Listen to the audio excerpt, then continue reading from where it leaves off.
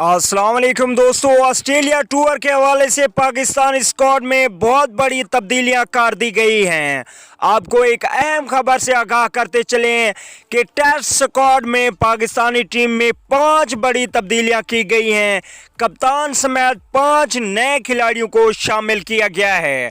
किस को कप्तान बनाया गया है, किस को वापस लाया जा रहा है, मुकम्मल तफसील आप लोगों को इस वीडियो में मिलेगी, तो हमेशा की तरह वीडियो को आखिर तक देखें। लेकिन उससे पहले अगर चैनल पे फर्स्ट टाइम है तो बराए मेहरबानी चैनल को सब्सक्राइब करें और साथ ही लगे बेल के आइकन को ज़रूर इनेबल कर देना है।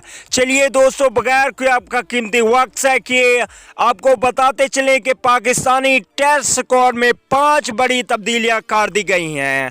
सबसे पहली तब्दीली की बात करें तो अदनान अकमल को सरफराज अहमद की जगह पे वापस लाया जा रहा है।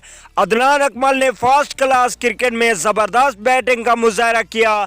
अगर हम बात करें दूसरी तब्दीली की तो फवाद आलम की एक बार फिर से वापसी होगी टेस्ट क्रिकेट में। जी हां, ऑस्ट्रेलिया के खिलाफ फवाद आलम पाकिस्तानी टेस्ट स्क्वाड का हिस्सा होंगे। अब बात कर लेते हैं तीसरी तब्दीली की तो पाकिस्तान क्रिकेट टीम के साबिक टेस्ट कैप्टन सलमान बट एक बार फिर से टेस्ट में वापस आ रहे हैं। सलमान बट की शानदार वापसी होगी, इंशाल्लाह वो कुछ अच्छा खेल पेश करेंगे। अगर बात करें चौथी तब्दीली की तो चौथे नंबर पे पाकिस्तान क्रिकेट टीम के बेहतरीन खिलाड़ी अजहर अली की वापसी हो रही है। अजहर अली सरफराज अहमद की जगह पे टेस्ट की कप्तानी संभालेंगे पाकिस्तान टीम की।